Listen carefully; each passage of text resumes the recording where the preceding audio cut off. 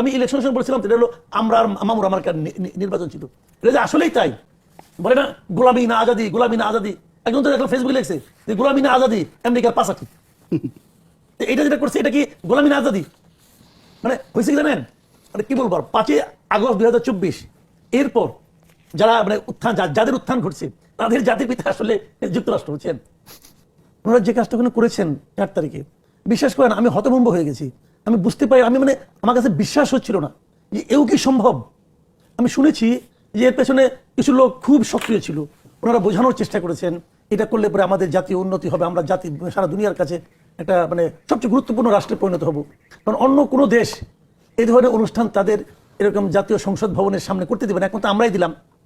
মানে আমরা কতটা নতজানু হতে পেরেছি এটা প্রমাণের প্রতিযোগিতায় আমরা ফার্স্ট হয়েছি।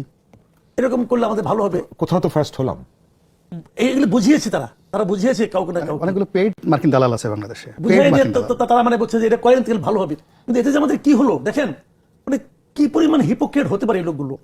আমি নিজে ব্যক্তিগতভাবে একসময় জামাতের এই আমিরের প্রতি আমার এক ধরনের সফট কর্নার ছিল।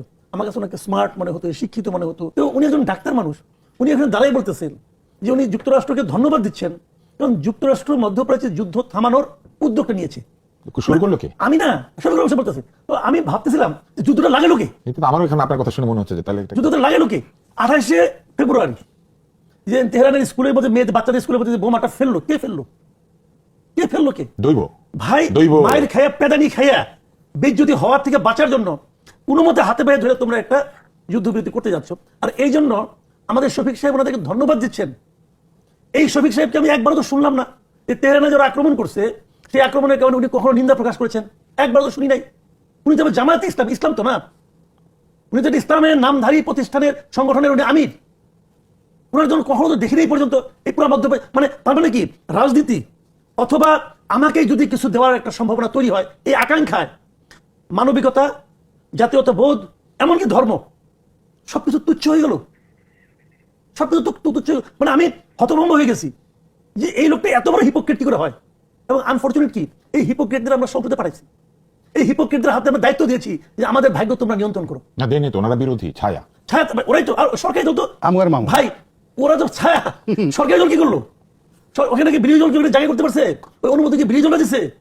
সরকারি দলের লোকজন দিচ্ছে তো। আর এই বিশাল বামপন্থী, লম্বু বামপন্থী ওই কি জুনায়েদ সাকি, উনি দেখলাম যে কি ভিজা বিলাইয়ের মতো পাশে দাঁড়িয়েছি।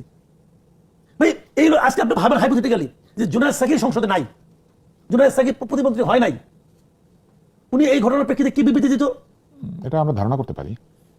কই ওনার পার্টিও তো কোনো বিবৃতি এখন দেয় না। মানে বামপন্থীরা যদি কোনো বিক্রি হয় কি যে ভয়ঙ্কর হয় তার উদাহরণ আমরা আগে দেখেছি।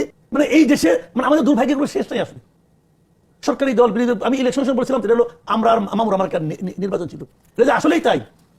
কই কিছু হইলেই তো আমাদের বলে না গোলামি না আজাদি, গোলামি না আজাদি। একজন তো দেখলাম ফেসবুকে লিখছে যে গোলামি না আজাদি আমেরিকার পাশাকি।